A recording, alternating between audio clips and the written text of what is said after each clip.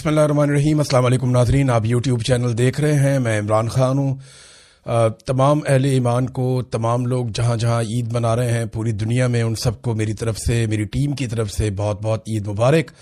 تو یہاں پردیس سے ہم آپ کو عید مبارک کہہ رہے ہیں، اور ہمارے لیے آپ دعا کیجئے کہ حالات پاکستان کے بہتر ہوں، پاکستان کے اندر ظلم، جبر اور فسطائیت ختم ہو، ہم واپس جائیں اور اپنوں کے ساتھ عید منائیں، اور اپنے دیش میں اپنے لوگوں کے بیچ میں عید منانا بہت ایک الگ چیز ہے۔ اس کو آپ جب باہر ہوتے ہیں تو آپ مس کرتے ہیں، اور جب آپ مجبوراً باہر ہوتے ہیں تو پھر آپ بہت مس کرتے ہیں۔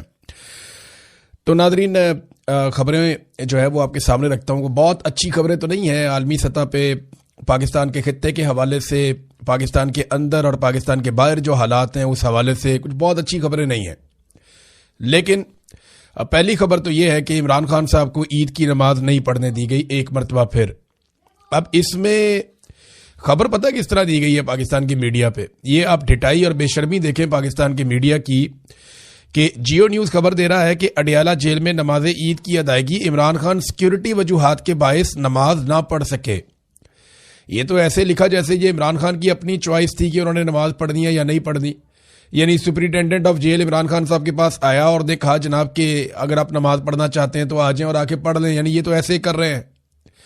حالانکہ اصل خبر یہ ہے کہ ایک مرتبہ پھر سابق وزیر اعظم اور پاکستان کے سب سے بڑے لیڈر کو نماز پڑھنے سے روک دیا گیا۔ پاکستان تحریک انصاف کی جو دیگر قیادت ہے، انہوں نے باقاعدہ خطوط لکھے اور گورنمنٹ سے یہ مطالبہ کیا کہ انہیں نماز عید کی ادائیگی کی اجازت دی جائے، مگر ان میں سے کسی کو بھی عید کی نماز نہیں پڑھنے دی گئی۔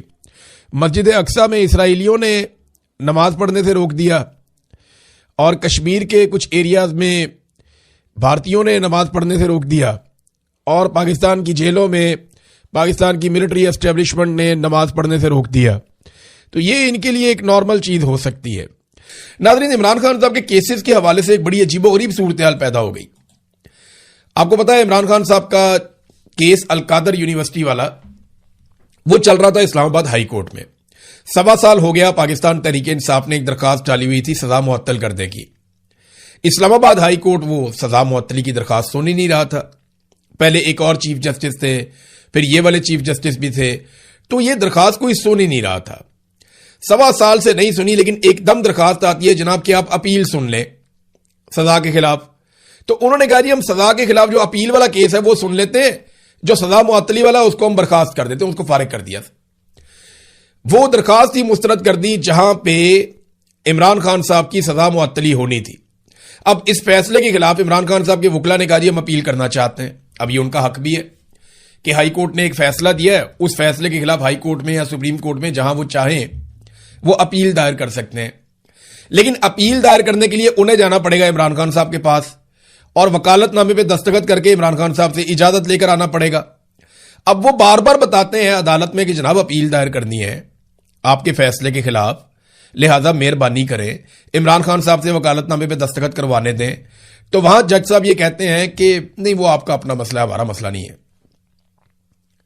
جہاں پاکستان تحریک انصاف عمران خان صاحب کے خلاف ہونے والے ایک فیصلے کے خلاف اپیل میں جانا چاہتی ہے، وہاں پہ جج صاحب کہتے ہیں کہ جناب وکالت نامے پہ دستخط کرانا آپ کا اپنا مسئلہ ہے۔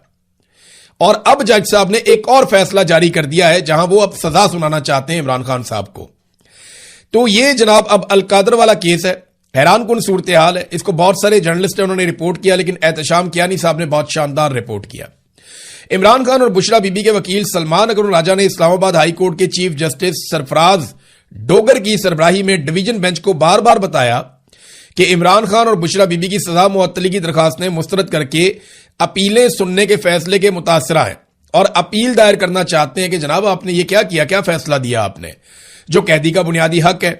لیکن سپرنٹینڈنٹ اڈیالہ جیل اپیل کے لیے وکالت نامے پر دستخط کروا کر نہیں دے رہا، لیکن چیف جسٹس سرفراز ڈوگر نے اس پر کوئی دلچسپی نہیں کی، اور جب آرڈر لکھوایا تو سپرنٹینڈنٹ اڈیالہ جیل کو یہ کہا کہ یہ جو میرا والا کیس ہے نا جس میں سزا دوبارہ دینا چاہتا ہوں، اس میں آپ وکالت نامے پہ دستخط کروا دیں۔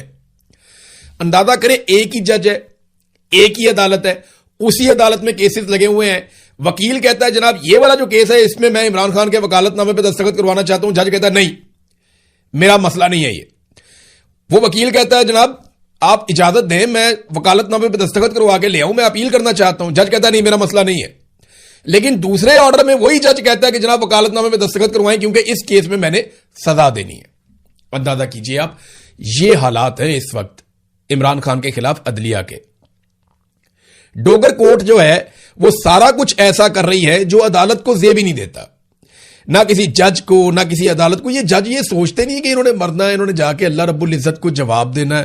اللہ کے سامنے کھڑے ہوں گے تو یہ کیسے بتائیں گے کہ جج صاحب میں نے جس کیس میں سزا دینی تھی اس میں میں نے سپرنٹینڈنٹ آف جیل کو کہا کہ دستخط کروا دے عمران خان کے, اور جس میں کیس نہیں سننا چاہتا تھا, جس میں عمران خان کا قانونی فائدہ تھا, وہاں میں نے آرڈر نہیں دیا. کیسے جا کر اللہ رب العزت کو فیس کریں گے؟ انہوں نے مرنا نہیں ہے ان لوگوں نے. یعنی جسٹس منیر کیا آپ کو لگتا ہے کہ اس کے ساتھ کیا ہوگا؟ یعنی غلط سزائیں دی گئی نا, نا انصافی کی گئی. تو نا انصافی کرنے والے جج کی پکڑ اللہ رب العزت معاف کرے, بڑی خوفناک سزائیں ان کے لیے تو.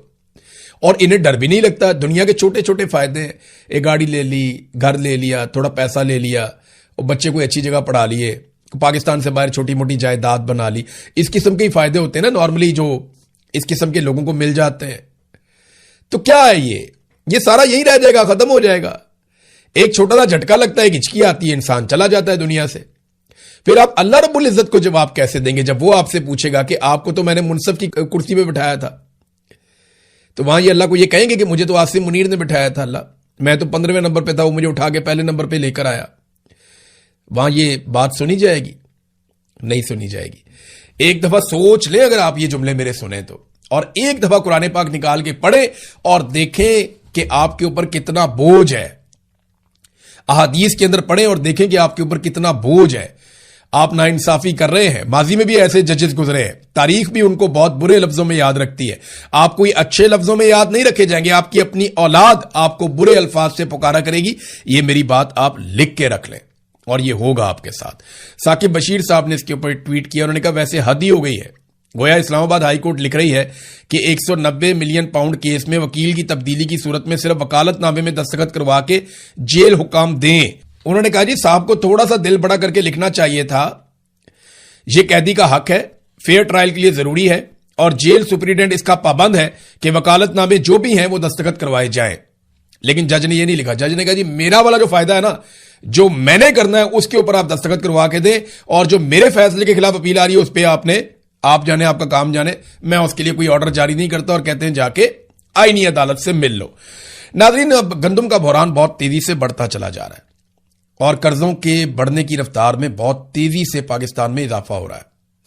یہ ابھی ہمیں سمجھ نہیں آ رہی, کیونکہ موجودہ رجیم جسے عاصم منیر صاحب کنٹرول کر رہے ہیں یہ سمجھ آنے ہی نہیں دے رہا.